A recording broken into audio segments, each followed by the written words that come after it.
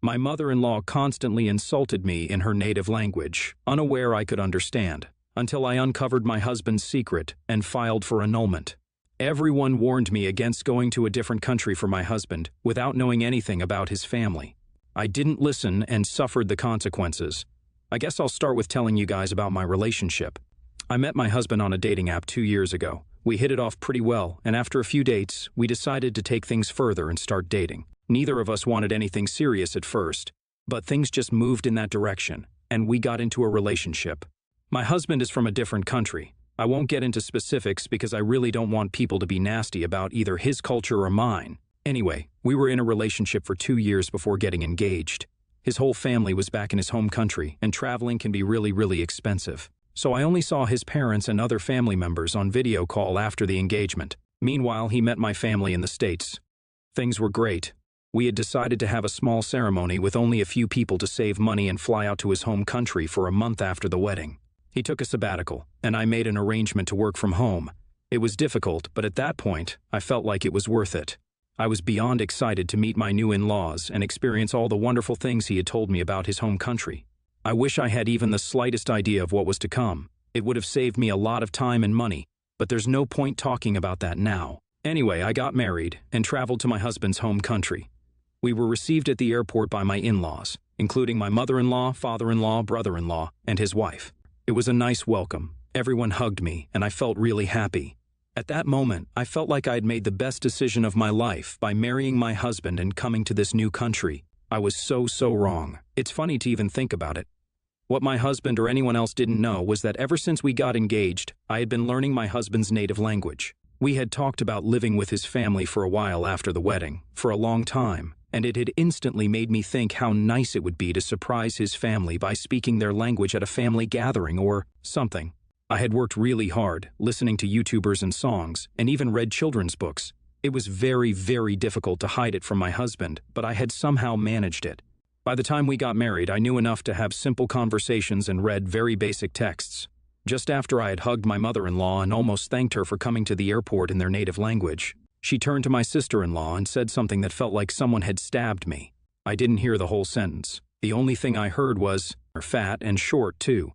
I instantly realized they must be talking about me. I'm not massively overweight in any way, but I have a curvy body, and yes, I'm quite short, especially compared to my 6'3" husband. The moment my mother-in-law made the comment, my sister-in-law laughed and hugged me. They must have been thinking I'm the dumbest person alive.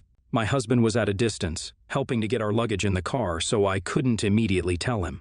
On the way back to my husband's home from the airport, I was put in the car with my mother-in-law and sister-in-law. My sister-in-law was driving. My husband took the other car with his father because he wanted the women in his life to catch up a little, apparently. I wouldn't mind this at all if not for the earlier comment, but as I came to realize later, that was some of the better things she has called me. On the ride, my sister-in-law was speaking to me in English while translating from my mother-in-law, who barely knows the language. When I tell you she would not stop saying awful things about me, you won't believe how bad it was.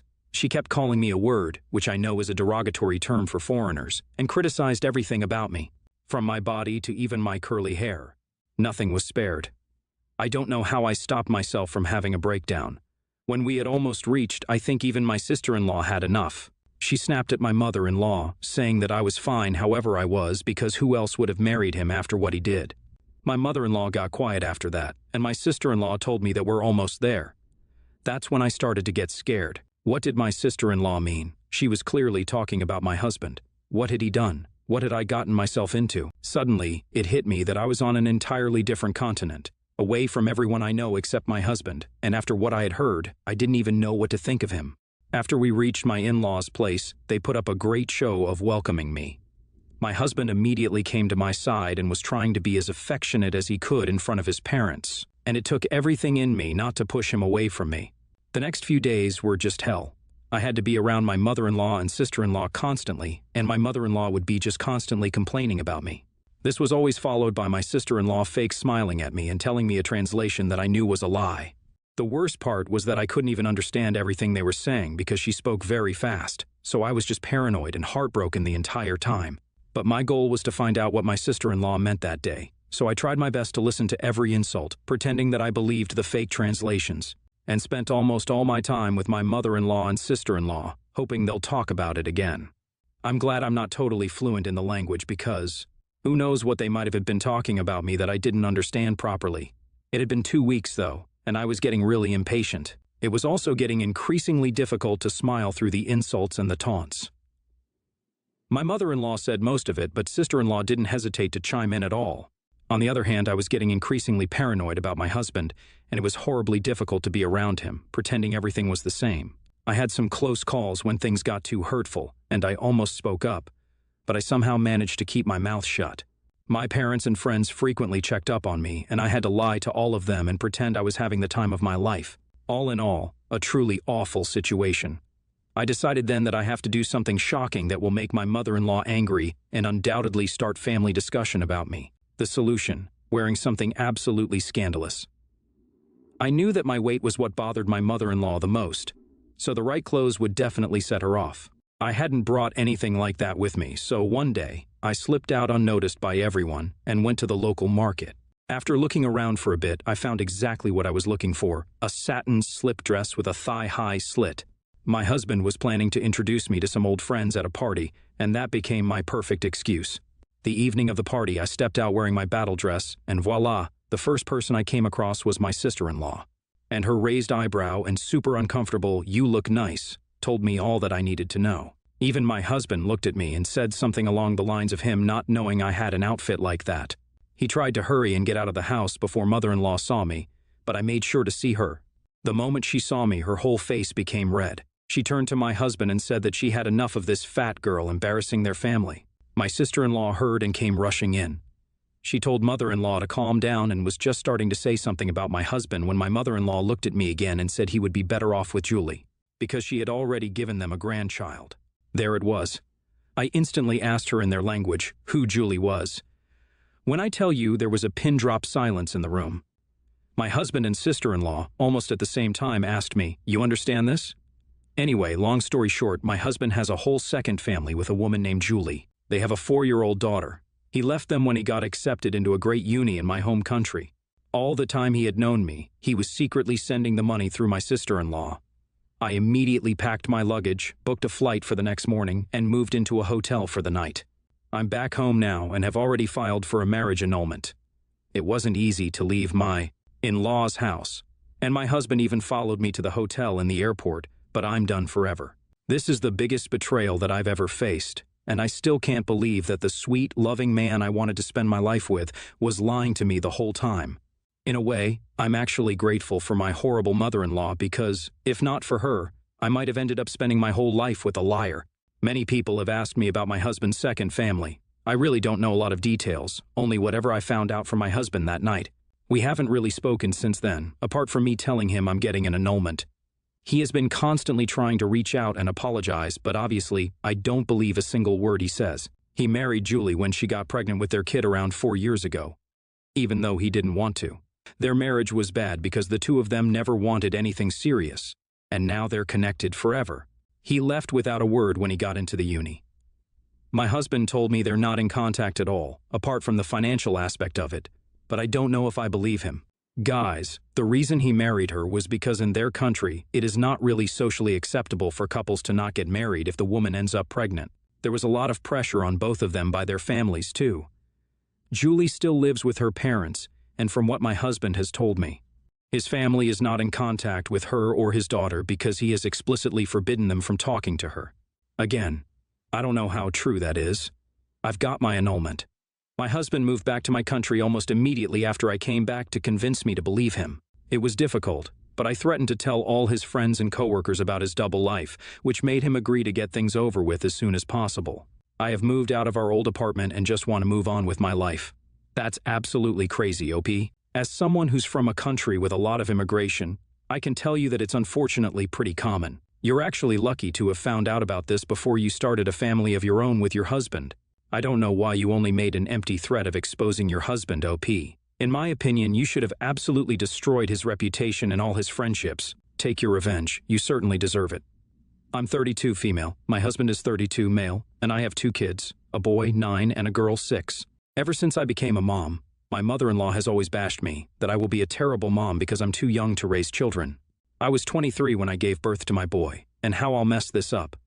Overall, she's always been competitive with me because she believes I stole her son from her, and how her son has no time for his mom and his real family anymore and only has eyes for me. We've been low contact for all these years. My husband grew up terribly with her because everything he did, she'd judge him and shame him for it, even the most harmless everyday stuff. Whenever my husband did something she did not agree with, she'd always pull the, "How dare you do X thing" before asking my permission. I'm your mother. I raised you. You owe it to me to do as I say. Even during his childhood, he was always reminded about how he was an unwanted kid, and she laughed about giving him away and shamed him for existing. Even now that we're low contact with her, she's still trying to dig her claws in and bring him down any way that she can. We try to be as distant from her as possible. Last Saturday, a cousin of my husband was having an engagement party, and our kids were invited. So was my mother-in-law. So, while we were there, she was trying to chit-chat with us. At first, she was nice, considering we haven't seen her in months in person, but a while later, she revealed her true, authentic self once again when she wanted to judge my parenting style and call me a weak mother and that my kids won't respect me unless they fear me. I asked her why would she say that. She said she'd noticed me being all sweet and gentle, talking to my kids, serving them their plates, etc., and called me my kid's servant, and said that I'll be a doormat to them when it should be the other way around. I told her, I'm sorry, but I'm not taking advice from someone who was a horrible mother herself. Seeing how my husband suffered because of you disgusts me to know, now that I have kids of my own, and I always think, how could a mother be so cruel and heartless to her own kid? How dare you? Keep your advice. She then started making a scene in the middle of the engagement party in order to shame me for saying that to her. My husband and I tried to ignore her and be as calm and civilized as possible in order not to further contribute to her tantrum and further ruin the party. But certain relatives said I should be ashamed for shaming mother-in-law because she's made so many sacrifices for my husband, and he'd not be here if not for her. And I was also shamed for talking back at her when she just wanted to offer advice. They blamed her tantrum and the party being ruined on me talking back at her instead of shutting my mouth. We left shortly after, and mother-in-law called my husband to further cry and complain, and he cussed her out for being a terrible person and hung up. I don't know if I'm TA for this situation. NTA. While it is disrespectful and you definitely owe your hosts an apology, you are only human, and that woman mother-in-law should also keep her mouth shut. Telling people that they are bad parents repeatedly is being rude. I'm glad you know to be very LC and how to gray rock her. I bet mother-in-law set you up just to get the family on her side. Simply apologize to anyone who's upset, except her, and let them know that this has been an ongoing problem and you'd consider apologizing to her if she agreed to stop bashing your parenting skills. Not that you owe her an apology, but there is a breadcrumb to put the ball in her court and take the weight off of you from bystanders. Esh. Mother-in-law way more than you, but instead of taking the high ground, you chose someone else's engagement party to say things that, as a sane and intelligent person, you knew would escalate a scene. Nothing you said was out of line, and you were provoked. Everything with your mother-in-law was way out of line. The only reason you're a soft is that after 9 years of needing to say those things to her, you chose someone else's engagement party to say what needed saying. I, 22 female, have been with my girlfriend, 25 female, for 3 years. Things are great, and we recently moved in with each other. Ignore my English, not my first language, and not using preferred platform. We had invited friends around. We're all adults, with me being the youngest and the eldest, Alan, being 31. We aren't friends with him. He's dating another friend. I've known some of these friends for upwards of 10 years. They all agreed to come around. Alan was invited because he's an okay guy, and he's dating another friend who I've known for a long time. Alan has this thing where he'll make comments like, "Who's the man between me and my girlfriend?" Apparently, the whole group decided it's clearly my girlfriend, as she's a tomboy. I don't care about this. She doesn't in private, gets upset, but I don't want her to change her interest just because people think she wants to be a man, and she wants to fit in. I don't believe in gender stereotypes. I'm apparently more feminine, which does also get a few comments from Alan about how I just haven't found the right man, which, whatever, I don't care. I'm comfortable in my body and sexuality. He'd asked this question, which upset my girlfriend, but then followed up with, "So, my name will be having babies, right? Because according to him, it'll be a shame." So, I replied, "Nah, I'm the man in the relationship." When I got asked why, I said, "Because I got a massive." Now, it isn't funny, maybe crude, but whatever. But he got upset, and some friends said it was unnecessarily crude. I said to the friend dating Alan, it was unnecessary for her to date someone who's sexist, but here we are. It's caused divide, and my girlfriend wants me to apologize just to smooth things over. I won't, because while it wasn't funny, it's just not necessary because we're all adults. And also, I'm enjoying the break from Alan breathing down my throat. But my girlfriend didn't appreciate the joke either, and it's just a whole thing. ATA? NTA. Alan sounds like a dick who is constantly trying to belittle you and upsetting your girlfriend by implying she's unfeminine. What you said wasn't Oscar Wilde, but you were defending yourself and your girlfriend, and frankly, someone should have shut that ass up long before this point. You didn't even insult him or anyone else at the table, which he had been doing repeatedly. He's an insecure prick who seems so scared by the very idea of a happy couple who are comfortable in their own skin that he has to resort to the type of name-calling even a 12-year-old would find juvenile. Why doesn't he go back to the playground and leave the adults in peace? NTA Alan is insufferable, and you shouldn't have to bend to bigots. His comments were just as crude. He talked about you being pregnant, FFS.